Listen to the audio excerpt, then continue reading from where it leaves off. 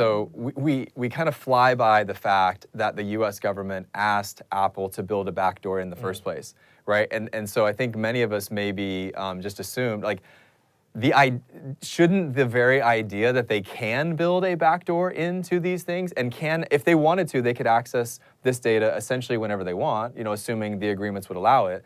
What about the idea of a technology company having that ability in the first place? There are huge markets globally in terms of, you know, smartphone technology and other types of fintech data where people maybe don't even realize that these backdoors do exist already, and in some cases it's almost a free flow of information from the user to the company and then eventually to the government. So is that even moral or ethical in the first place?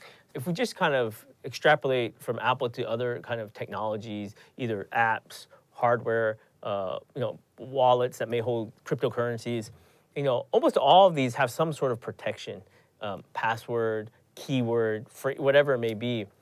And some of those admittedly have what you call a backdoor, and some of them don't. So frequently, a lot of wallets, once you lose that password, your key to get in, that's it, you lose it. And the coins or whatever value you had in there is now gone. So more broadly, do we have, or do governments then have a responsibility to police that? Right. That's an interesting question. I think if we tie this back into the Apple case, the question then is, at what point does the need for the government to access certain information Security, rise to the level, safety, rise to the level where the company or private citizen is then compelled to do it? Now, we have lots of history in a lot of countries where governments frequently go to somebody and say, hey, I know you have this kind of, you wrote this paper, these notes on your paper, give us that evidence. Or you videotape something, give us that evidence, right? So this is not uncommon in a lot of type of criminal investigations. Right. So there is that analogy that can be made to that, but the aspect of what we're talking about, this data, some of which is so private and may not necessarily always be directly tied to a compelling government interest, should the government automatically have some way to access that information? Yeah. I think that's questionable, but I think if we look through history, there have been situations where governments do demand that of companies. Yeah, and this is like the new form of national security argument, right? So before, national security was guns and bombs, etc. Now it's knowing where people are, and it's mass behavior modification. So the bike sharing apps, I think, are good examples of this, where it's not just about money going between a customer and a vendor. It's the idea of understanding where people are at all times. So my last question for you is, when you see a case like this, do you have an iPhone? I do. You have an iPhone? Okay. So when you have a case like... And I'm wholly ingrained within the system. Ecosystem. You're in the Apple ecosystem, that's so right. Good, they're not using your data. That's right. Do cases like this make you question carrying a smartphone? Not that you're going to commit any That's right. wrong acts or anything, but did you ever like stop and say, or for your kids, you've got 2 kids, right? Do you ever stop and say, like, do I want a smartphone in my kid's hand? Yeah, so this is, when you ask that question, that's immediately what my mind went to. And I think for a lot of young people, some of them may not be mature enough in certain ways to understand kind of the issues that surround some of these things. So like you were talking about this study about how the younger generation maybe thinks about privacy vis-a-vis compared to the generation before.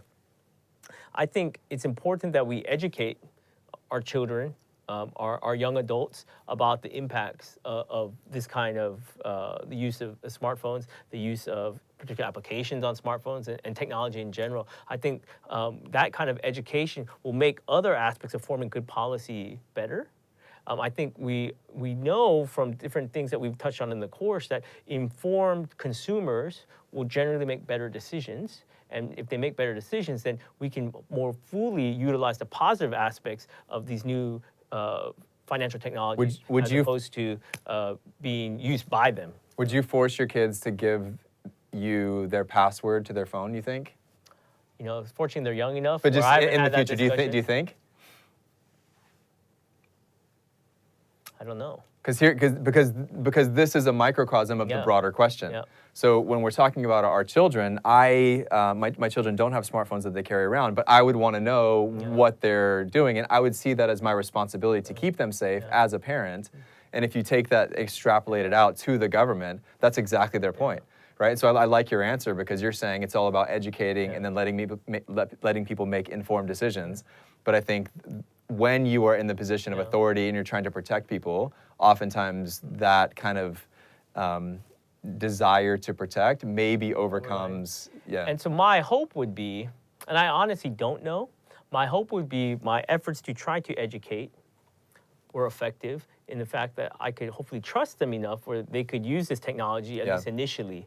And if there's potentially an issue, then we may have another discussion about the use. And then we'll hack their phone. That's right. And then we'll ask Apple to come hack the phone. But I think a nice way to wrap this up and to kind of get to the complexity of this issue, there was a quote by a guy named General Michael Hayden, who was a former director of the National Security Agency in the United States, as well as the Central Intelligence Agency.